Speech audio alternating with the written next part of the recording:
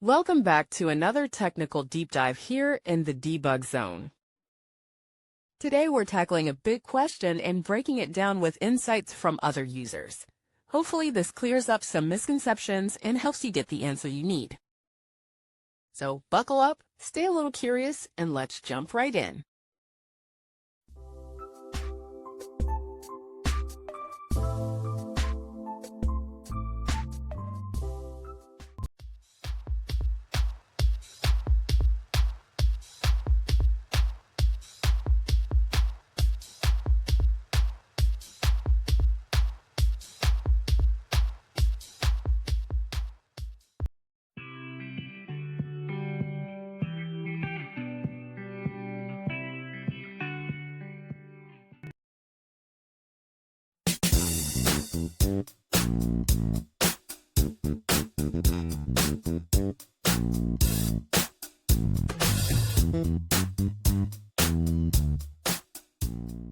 And that's a wrap.